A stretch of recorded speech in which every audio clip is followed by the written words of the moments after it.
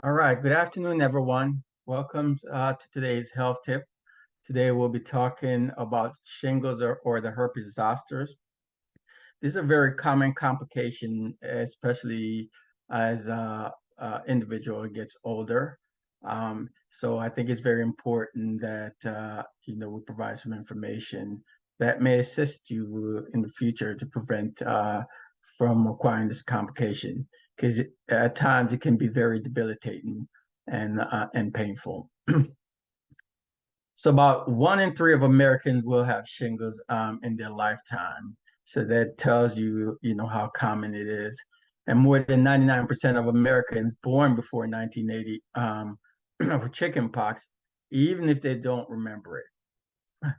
If you had chickenpox, you are at risk for shingles. Chickenpox and shingles, they're related because they're caused by the same virus, the varicella zoster. After a person recovers from the chickenpox, the virus essentially stays dormant or inactive, and it can reactivate years later. So if you've had the chickenpox, you're at significant risk of acquiring the shingles. Risk for having shingles and serious complication increase, as I mentioned, in the very young and the very old. You mostly see it, or it's most common in as you age, but it may occur in the very young. At any age, essentially, you can acquire shingles. Approximately 18% of people who have shingles develop nerve pain or post herpetic neuralgia, which can be excruciating and debilitating, and may occur for months and years even after the rash has disappeared. So some complication from shingles, you can get lung infections, or what we call superimposed infections, as a result of shingle if it involves the respiratory system. Hearing problems. Shingles travel on a single dermatome. So oftentimes you see, most time, 99% of the time when you see shingles, it's on a single or one laterally, meaning that it may be on the left or right side on the single nerve. You don't tend to see it at various locations, though it can occur, but that's not common. So obviously, if you end up getting a shingles and it affect the auditory nerve, you can end up with hearing problems. Brain inflammation or encephalopathy, you can end up with brain inflammation if you from shingles. Blindness. Shingles in the eyes require immediate referral. Obviously, the optic nerve can be involved. Shingles may affect the optic nerve or even the retina. I've seen some very complicated optic or eye cases of shingles.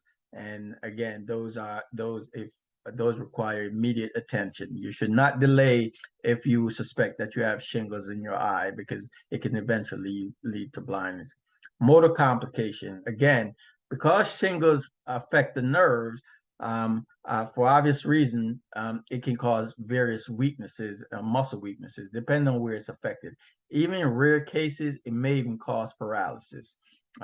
So again, it can be a very debilitating disease if not treated appropriately. So how do we prevent shingles? Shingrix vaccination.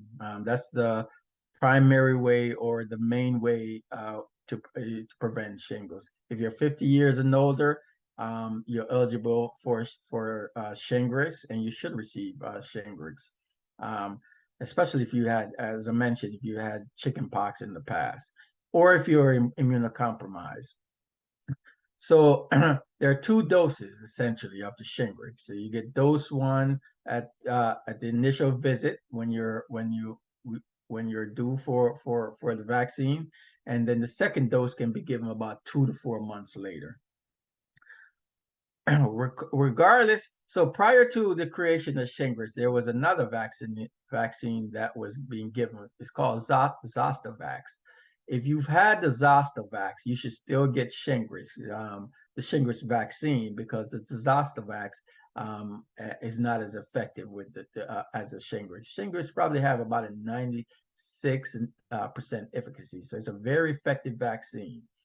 If you're immunocompromised, as I mentioned, and if you're 19 years and older and you're immunocompromised, for example, if you have HIV or you're taking steroids that may suppress your immune system, you should talk to your primary care provider about getting Shingrix. You do not want to, if you're pregnant, you want to avoid this vaccine.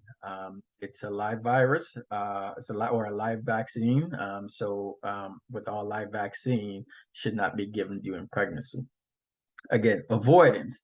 If someone has a shingles, you want to avoid them. Try not to. The main way shingles is transferred from one person to another is via contact or touching the infected area, or it can be transferred via airborne.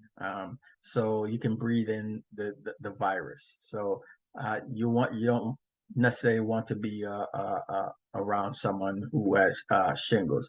Now, airborne is rare, but it's possible to get that way. Most transfer, again, is via contact, or the most common way of acquiring it, because you've had the chicken pox in the past, and the virus had been dormant, and stress and those things can cause the virus to can exacerbate.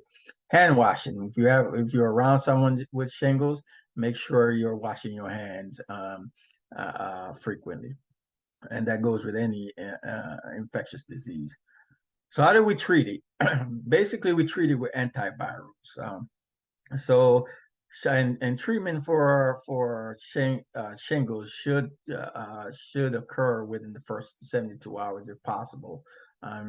That's when the antivirals are most effective.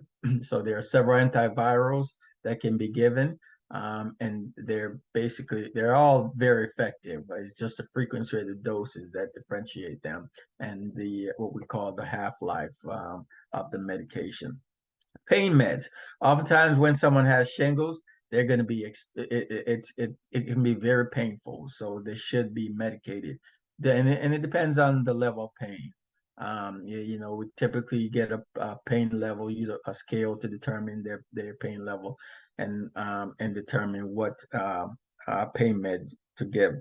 You can even give anticonvulsive medication, like gabapentin is a common one I can think of that we typically give because it impacts the neuropathic or the nerve pathway.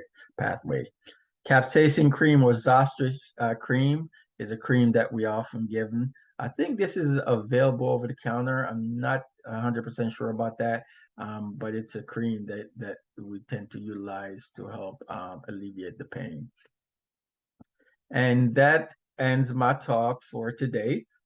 If you have any questions and you need additional information, please email us at info@agapeadventfellowship.church. Again, it's info@agapeadventfellowship.church. Thank you.